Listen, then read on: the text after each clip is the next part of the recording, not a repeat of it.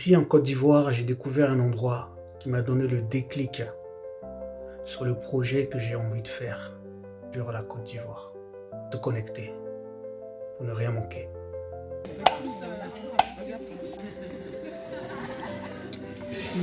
John, vitamine C, coco.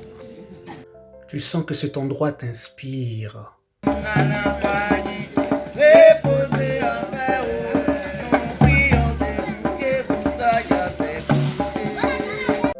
Et tu sens que cet endroit a quelque chose de particulier.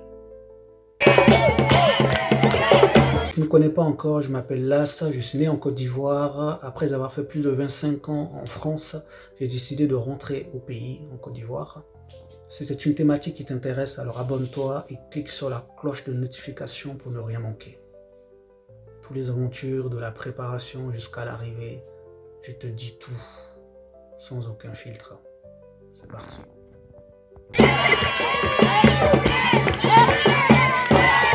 Commencer au téléphone avec ma soeur, ma petite soeur qui me dit écoute, pour l'anniversaire de ta nièce, j'ai découvert un endroit, ça serait bien qu'on y aille, c'est un endroit qui est super. J'ai dit écoute, pas de souci, allez, on programme et on y va. Donc on arrive à cet endroit et c'est juste incroyable. Parce que si tu me connais et que tu me suis déjà, tu sais que je suis dans l'hôtellerie et que c'est mon domaine. Donc on rentre tous pour une raison et l'idée c'est de pouvoir appliquer tout ce que tu as pu apprendre justement à l'étranger. Un peu comme les Chinois, tu sais, on les voit souvent prendre des photos un peu partout, des photos de tout et de n'importe quoi. Et il n'y a pas si longtemps, il y a 50 ans, la Chine était un pays pauvre et aujourd'hui c'est la diaspora chinoise qui a construit son pays. Et tu peux constater que la Chine aujourd'hui est l'atelier du monde. Et donc on arrive à cet endroit et comme je te disais tout à l'heure, c'est juste un endroit incroyable. Du début jusqu'à la fin. Et je vais t'expliquer. Reste accroché.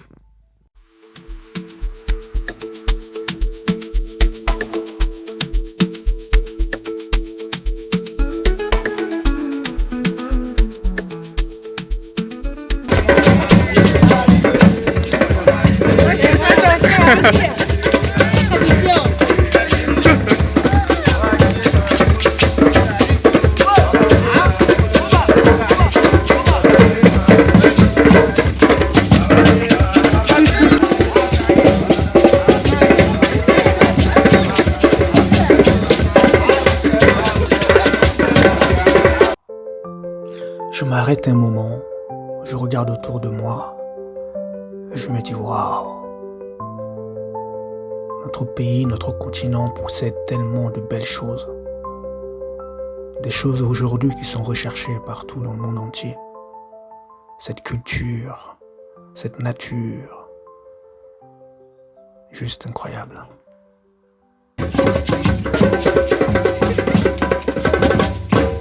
Un monsieur qui nous apprend justement les coutumes, qui nous explique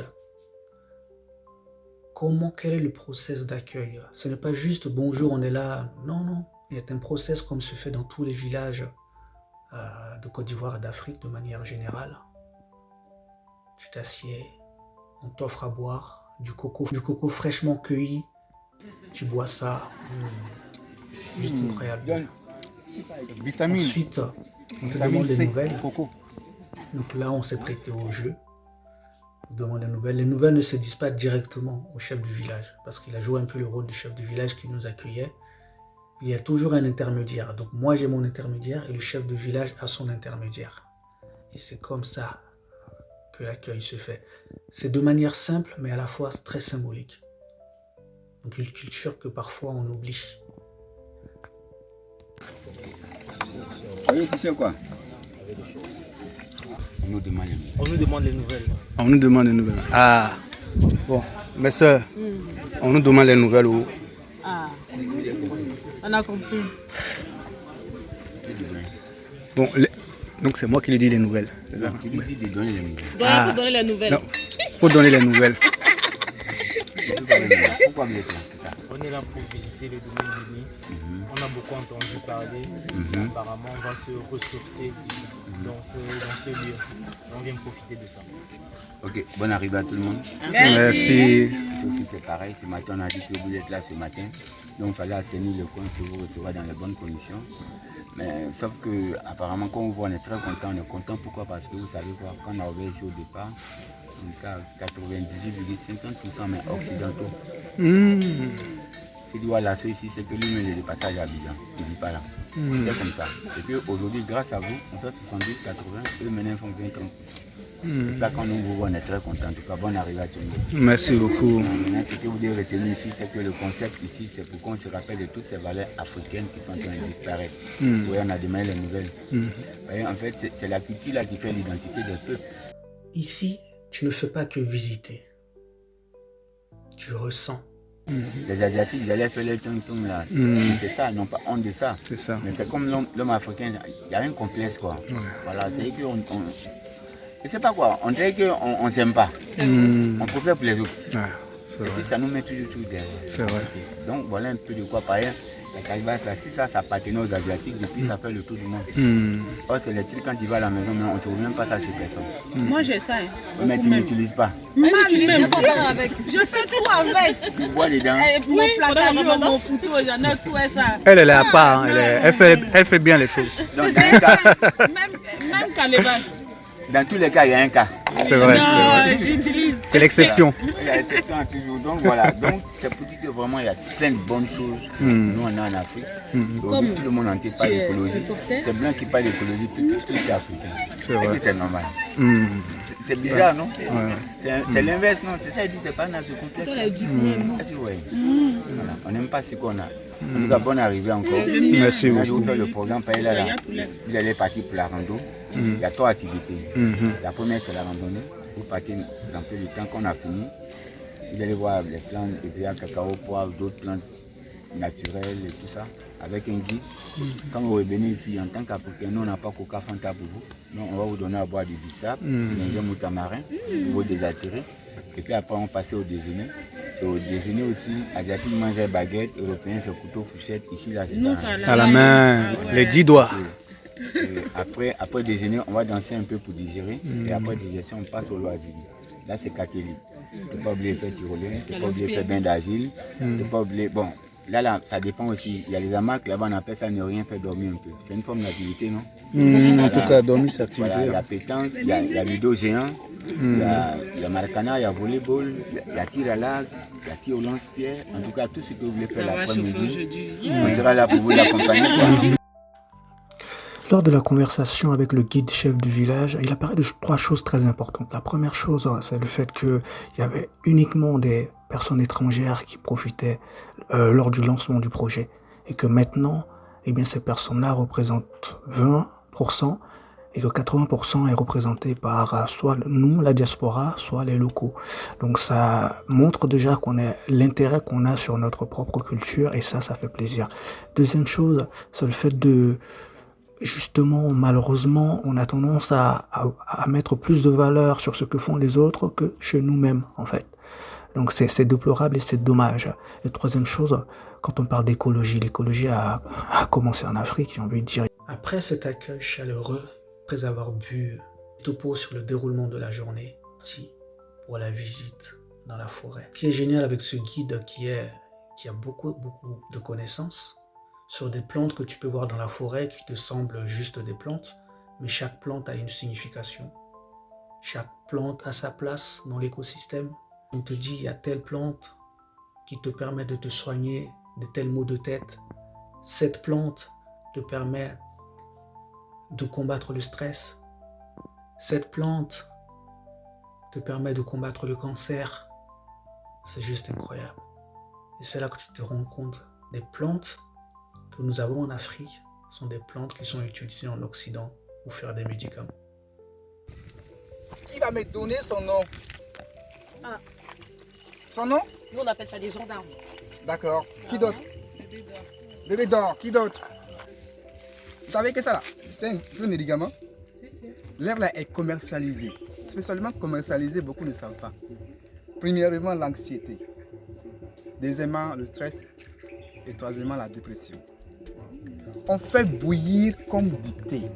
On ne laisse pas se reposer. On fait bouillir et on boit matin et soir. Et ça va passer. Ça rajeunit les cellules.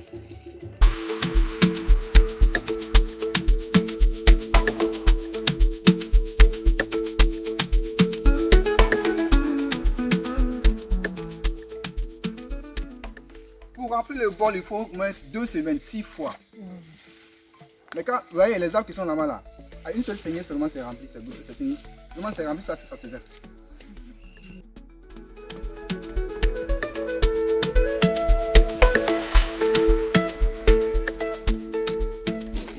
Danieli. Si vous tapez là, ça va sortir comme ça, tous les bienfaits de Danieli là. Et il a un fruit qui est plus sucré que la saccharose. Tu peux mettre le fruit dans ta bouche, ça fait 3 semaines, c'est plus sucré. C'est comme ça que ça se passe. Et la saison, il y a 2 saisons de récolte. De juin et juillet, il y a une petite saison. On récolte. Et la grande saison, c'est de novembre à décembre. Là, c'est, vous voyez, c'est ça qui fait des faux. Une fois que c'est cabossé là, on va mettre ici, vous voyez. Malheureusement, on devrait mettre sucer le jus de cacao là. Les fèves, on va sucer et garder les fèves. Regardez, là on est passé ici, ils ont sucé, ils ont déposé. On est en train de sécher. Là, on va couper les feuilles de banane ici, déposer et regrouper les fèves ici. Le but c'est quoi? C'est de fermenter le cacao. Lui donner une bonne odeur, fermer. Et en même temps, on va recueillir le jus. On va poser un bidon ici. Le jus, on va recueillir et boire. On va boire. Si tu ne peux pas boire, tu vas aller voir le chef, envoie-lui un bidon de jus de cacao. Ah, tu es béni. Mais si tu vas aussi faire, il faut boire. Mais attention, ça remplace le lait maternel. Le jus de cacao. Ça oui, oui. Sincèrement, une vraie masterclass. Il nous a parlé des plantes qu'on ignorait. Après nous avoir parlé de DVA, de café cacao, de plantes qui guérissent, tomber sur l'arbre. L'arbre à palabre. Un arbre centenaire. Et à ce moment-là, j'ai même pas on ne pouvait pas filmer. Il nous a délivré un secret, ce qui a fait qu'on a tous commencé à toucher l'arbre et à faire nos souhaits. C'était juste spirituellement incroyable. On est de retour. Après 2h30 de marche dans la forêt. On a vu les singes, les serpents, les lions, les tigres. Les lions. On a dompté les lions. Ah, là on est bien là.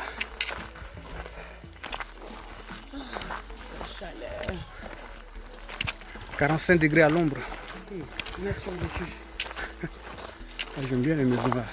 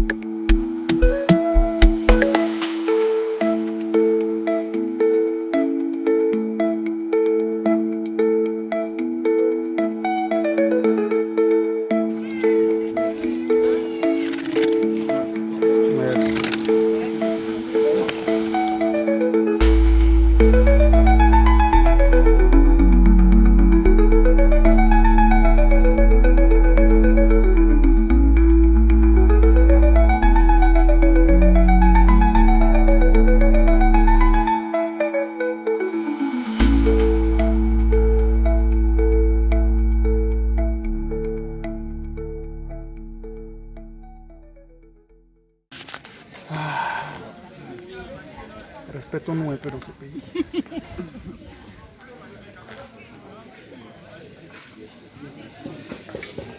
Poulet,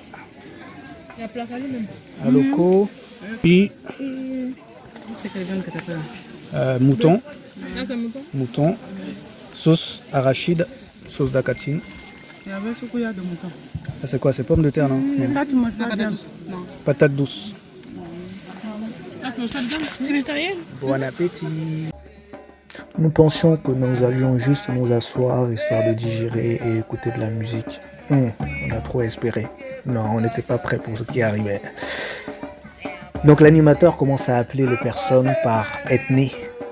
Les nordistes, c'est-à-dire tout ce qui est Malinké, Djoula, Koyaka. Ça commence petit à petit. Ils appellent mes sœurs là qui commencent à bouger. Ils disent ah.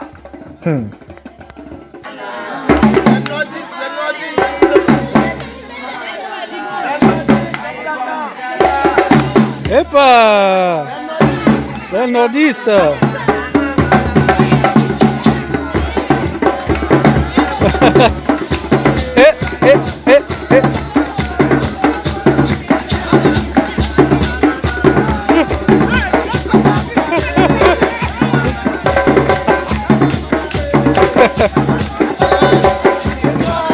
Et maintenant, c'est le tour de nos frères et sœurs Bété et Gouro. Non, la dame là, elle a fini avec ça. Tcha, tcha, tcha.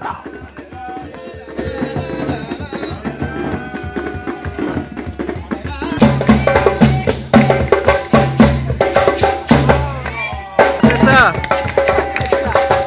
Elle connaît. Elle a mangé son coup.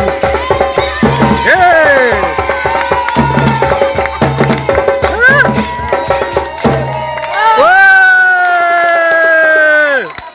Non, elle a tout gâté. C'est Guadeloupe ou bien c'est...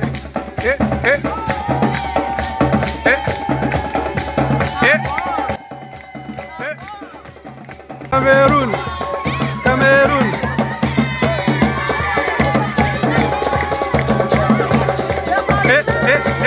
Continue. Cameroun.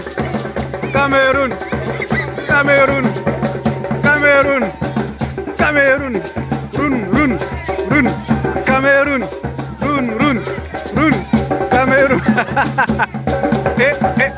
Ah, il connaît. Non.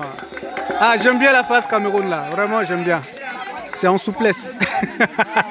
Cameroun, c'est en souplesse. Donc moi, je suis là en mode spectateur, je filme et j'entends qu'on taquine un peu madame, donc ma femme qui est congolaise. On lui dit viens, il faut y aller, c'est à ton tour, t'inquiète. Ma soeur lui dit vas-y. Elle n'est pas très motivée. Je dis, c'est la famille. Donc, le Congo, maintenant c'est la famille. Donc allez, je vais la soutenir. On y va, on va les lancer. C'est parti.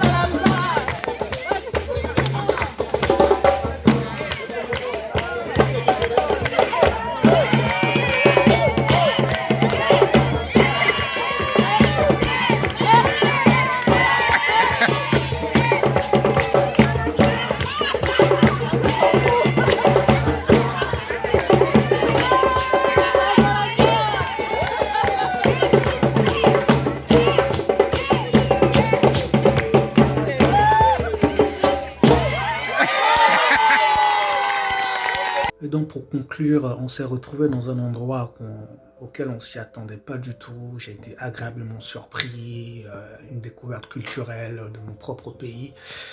Et on s'est vraiment éclaté, on a appris beaucoup de choses, on a mangé, un vrai plaisir culinaire, des découvertes, des mets du pays. Merci à Monsieur Bini qui est ivoirien de la diaspora canadienne, qui a vraiment eu cette idée de créer cet endroit. Et ce que je retiens de ça au final, pourquoi je disais que je suis inspiré pour mon projet, c'est tout simplement parce que je veux faire un village vacances. J'ai travaillé pendant plus de 20 ans dans le tourisme, dans l'hôtellerie, et je vais créer un village vacances dans ce sens. Tout sera pensé pour que ça soit une immersion totale, pour que toi qui viens d'Europe, toi qui viens de la diaspora, toi qui viens de partout, que tu puisses vraiment profiter de ça, de cette sensation, que tu puisses utiliser tous tes sens, tes 6 sens. Et l'idée aussi, c'est de rendre les vacances accessibles à nos frères et sœurs ivoiriens locaux. Parce que je pense que très peu partent vraiment en vacances. Beaucoup sont encore dans les besoins primaires. Et lorsqu'on parle de vacances, je ne parle pas de la classe moyenne, je parle vraiment des locaux. Personne ne parle de vacances. Parce que les gens sont encore dans le primaire. Se nourrir, se vêtir. Et mon objectif, c'est vraiment de pouvoir offrir cela, d'ouvrir les vacances pour tous, dans ce genre d'endroit. Une atmosphère vraiment incroyable. Se plonger dans notre propre culture et passer vraiment des bons moments en famille, entre amis, en couple. Voilà mon ambition aujourd'hui. Et je compte sur toi pour m'accompagner vers cela. Donc reste accroché parce que on doit le faire. On doit, peu importe tes compétences, d'où tu viens, si tu veux retourner chez toi en Afrique, viens avec ce que tu sais faire. Viens avec ce que tu as. Parce que si ce n'est pas toi, ça sera qui? Si ce n'est pas maintenant, ça sera quand? C'était Las, ton cousin. On est ensemble.